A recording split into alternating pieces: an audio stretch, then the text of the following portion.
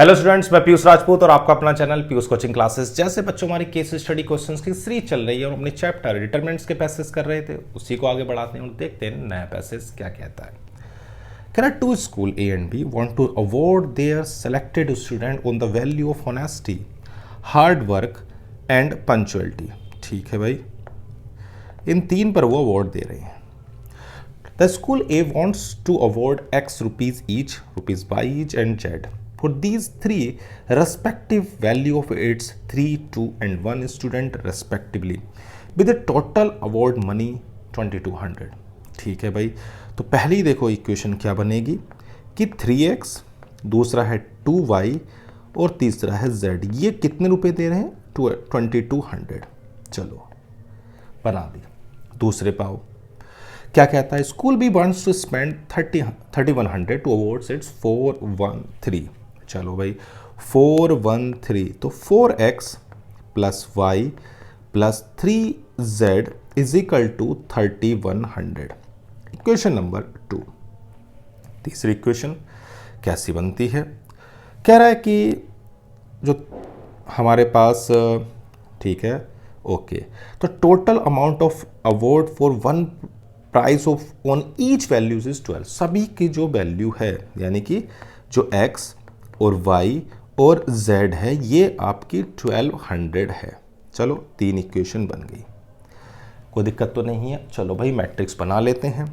तो पहले मैं ए मैट्रिक्स बनाता हूँ। क्या हो जाएगा? 3 2 1 4 1 3 1 1 1।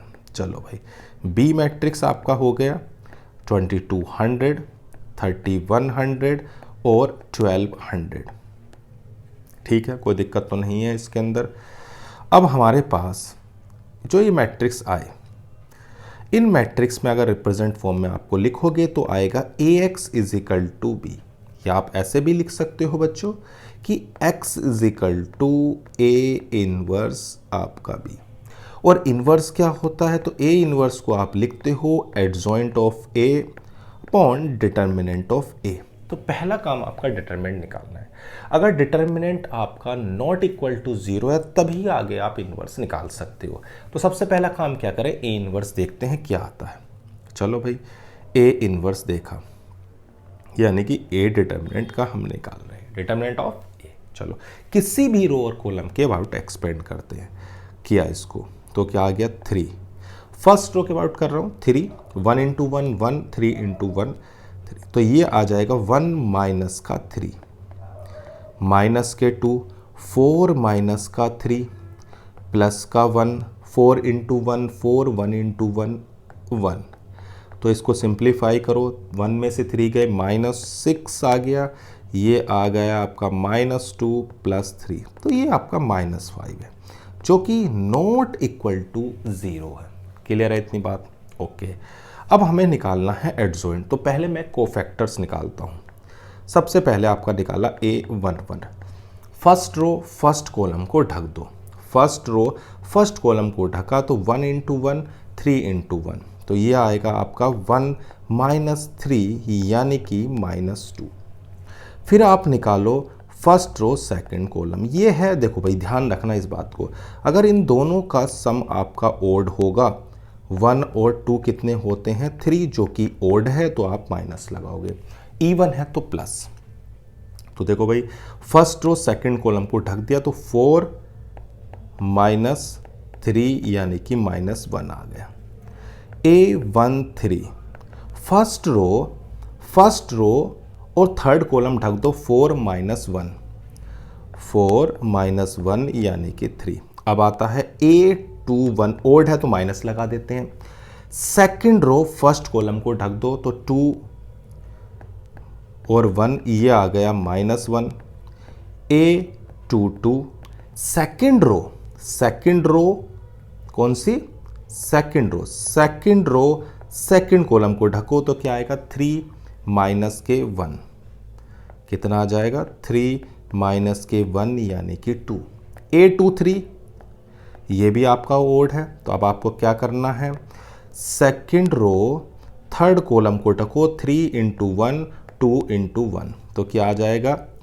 3 माइनस 2, यानी कि ये आ गया -1। फिर निकालते हैं A31, यानी कि थर्ड रो और फर्स्ट कॉलम को ढक दिया तो 2 3 ज़ा 6 और 1, तो ये आ गया 6 - 1 यानी कि 5।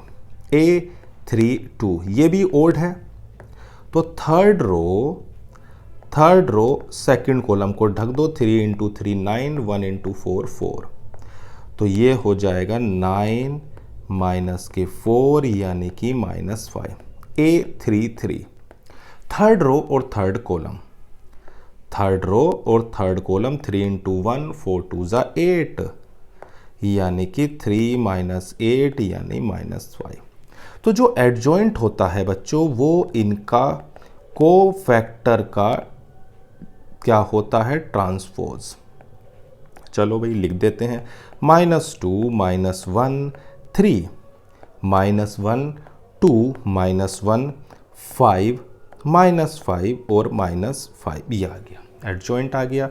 चलो भाई इन्वर्स निकाल देते हैं, तो इन्वर्स हो जाएगा 1/-5 -2 -1 5 -1 2 -5 3 -1 -5, ये आपका आ गया।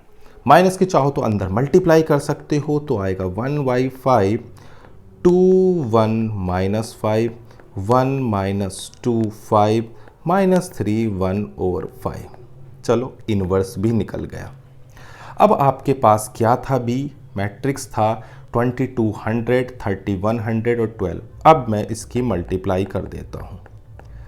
चलो 2 1 -5 1 -2 5 -3 1 और 5 मल्टीप्लाई करते हैं बच्चों। 2200 3100 और 1200, चलो भाई मल्टीप्लाई करिए तो देखो क्या आता है। 2 × 20 मल्टीप्लाई आपको पता ही है, रो और कॉलम की आपको करनी होती है, रो और कॉलम, ठीक है ना। चलो तो कितना आएगा, 2 × ये तो 4400 प्लस 3100 माइनस 6000, ये आ गया अगला 2200 6200 और ये हो गया 6 और ये आपका ये आ गया, ठीक है। अब देखो हमारे पास कितना आता है भाई, हमें जो मल्टीप्लाई करनी थी वो रो और इसकी करनी है, तो 2 × ये हो गया माइनस का 12 हो गया। अब -3 × हमें करनी है, तो माइनस के 600 प्लस 2200 और प्लस का 6000, ठीक है भाई, इतनी बात क्लियर हो गई।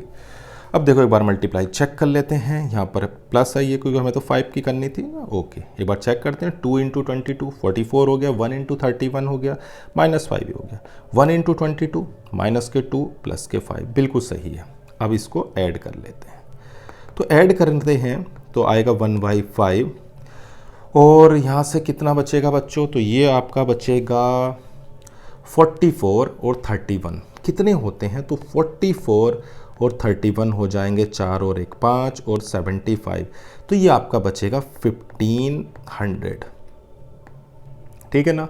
अगला देखो कितना बचेगा, ये आपका है 6 और 2 82 में से गए तो ये बचेगा 2000 और अगला बचेगा 25, तो अब आ जाएगा आपके पास 300 400 और कितना हो गया बच्चों 500, ये वैल्यू आ गई। सिंपल मल्टीप्लिकेशन है, डिवाइड कर दिया 5 से तो आपके पास आ गया, यानी कि x की वैल्यू हो गई 300, y की वैल्यू हो गई 400 और z की वैल्यू हो गई 500। चलो पहुंचते हैं अब पहले क्वेश्चन की ओर, क्या कहता है, what is the award money for honesty. तो होनेस्टी हमारा क्या था, x था, और x की जो वैल्यू है वो कितनी आई है, तो x की वैल्यू आपकी आई थी 300। देखो बच्चों कोई ऑप्शन है क्या 300, हाँ जी है।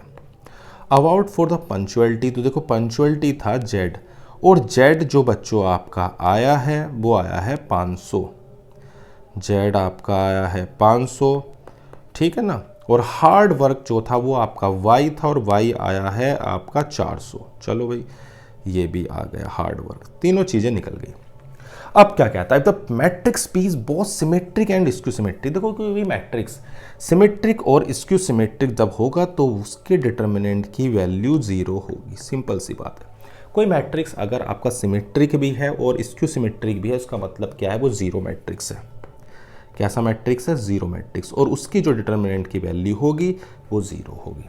ओके चलो आगे बढ़ते हैं। क्या दिया हुआ है फिफ्थ वाले पार्ट में, P Q are the two matrices such that P Q is equal to Q, Q P is equal to P then of Q square. तो देखो बच्चों, क्यू स्क्वायर को आप क्या लिख सकते हो, क्यू इंटू क्यू, और क्यू की जगह आप लिख सकते हो पी क्यू लिख सकते हो, और जो क्यू पी है बच्चों वो क्यू पी किसके इक्वल है, तो पी के, तो ये हो गया पी क्यू, और पी क्यू किसके इक्वल है, क्यू के।